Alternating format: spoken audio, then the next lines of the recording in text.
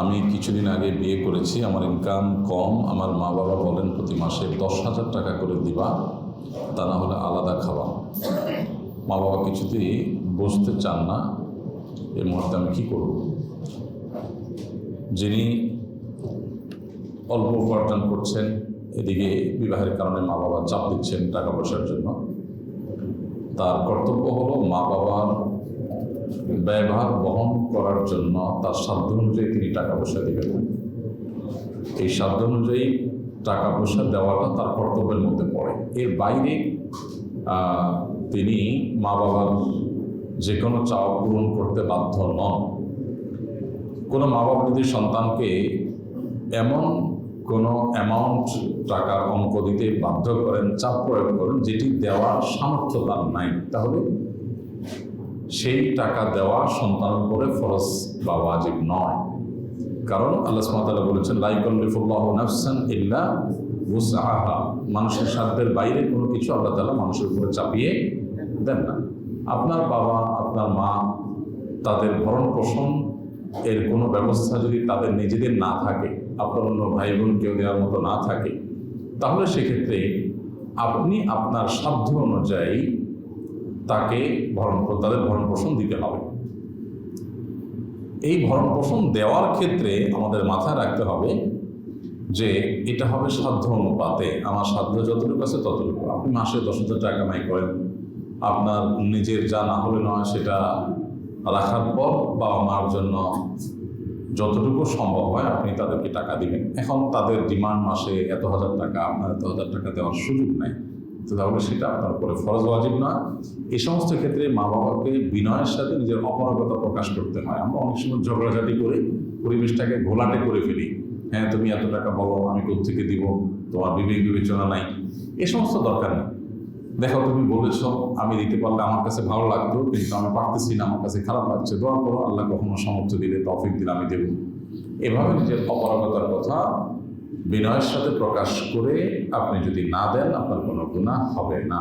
এর ফলে মা বাবা যদি বদদোয়া দেয়, তাতে আপনার কোনো ক্ষতি হবে না।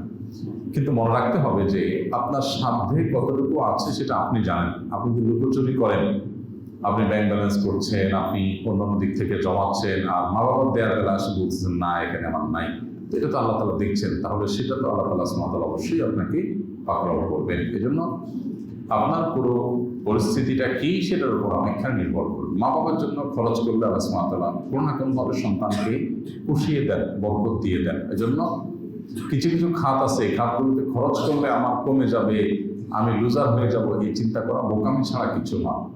বরকত দেওয়ার মালিক আল্লাহ সুবহানাহু ওয়া তাআলা। মা বাবার জন্য খরচ করলে আল্লাহ তাআলা আপনাকে ক্ষতিগ্রস্ত করবেন না, সেটাকে অন্যভাবে পুষিয়ে দিবেন। এই জন্য কার্পণ্য করবেন না, সাধ্য অনুযায়ী কার্পণ্য করবেন না। এই ইনভেস্ট, এটার বিনিময়ে আপনি আখিরাতেও পাবেন। অতএব মা বাবার জন্য খরচ করতে সবসময় আমাদের মুক্ত হস্ত থাকা উচিত, তবে সেটা অবশ্যই সাধ্যের সীমানার মধ্যে। আপনি আপনার স্ত্রী সন্তানের ভরণ পোষণ না দিয়ে বা তাদের ভরণ পোষণের ত্রুটি করে মা বাবার ভরণ পোষণ আপনি ঠিকঠাক রাখলেন, অনেক বেশিও দিলেন, সেটা ইসলাম বলে না। কার হক কতটুকু সেটা বুঝে সেটা আদায় করতে পারা, এটা হলো একজন ইমানদারের কর্তব্য। সেটা আদায় করার চেষ্টা করা যে কার হক কতটুকু, স্ত্রীর কতটুকু পাওনা, সন্তানদের কতটুকু পাওনা, মা বাবার কতটুকু পাওনা। আমি কোনো এক জায়গায় যদি বেশি করে ফেলি, এমনকি মা বাবার বেলায়ও যদি বেশি করে ফেলি, আর যদি স্ত্রী সন্তানের কোনো প্রকার হকের ত্রুটি হয়, তাহলে তার জন্য আল্লাহর কাছে আমাকে দায়ী হতে হবে। আবার স্ত্রী সন্তানকে প্রায়োরিটি দিয়ে মা বাবার হকে ত্রুটি করে ফেললাম, সেজন্য আল্লাহর কাছে দায়ী হতে হবে। মা বাবার যদি খরচ দেওয়ার প্রয়োজন না হয়, তাহলে মা বাবার ভরণ পোষণ দেওয়াটা সন্তানের জন্য ফরজ হয় না।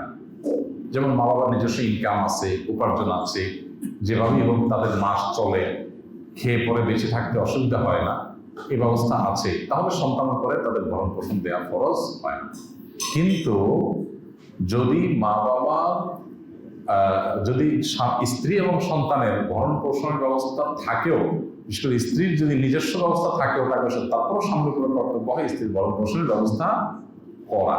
হ্যাঁ, স্ত্রী যদি অ্যাকসেপ্ট না করেন বা তিনি যদি জোর না করেন, দাবি না করেন, ভিন্ন কথা। স্ত্রী বাপের বাড়ির লোক যত ধনী হোক না কেন, স্ত্রীর ভরণ পোষণের দায়িত্ব স্বামীর উপরে সর্বাবস্থায় বর্তায়। কিন্তু মা বাবার ভরণ পোষণটা সন্তানের উপরে সর্বাবস্থায় বর্তায় না। কখন বর্তায়? যদি মা বাবার প্রয়োজন হয়, তাদের সে ব্যবস্থা না থাকে, তাহলে সন্তানের উপরে বর্তাবে। কিন্তু মা বাবার ব্যবস্থা আছে, তাহলে সন্তানের উপরে বর্তাবে। তাহলে সেক্ষেত্রে সন্তান মা বাবার জন্য খরচ করবে, সেটা হবে নফল। অবশ্যই তার মাধ্যমে সে সওয়াব লাভ করবে। সবসময় শুধু ফরজ ওয়াজিব খুঁজবে না যে আমার উপরে তো বর্তা নাই, তাহলে আমি দেবো কেন। না বর্তাইলেও আমি দেবো, কারণ মা বাবার জন্য খরচ করাটা সৌভাগ্যের কারণ।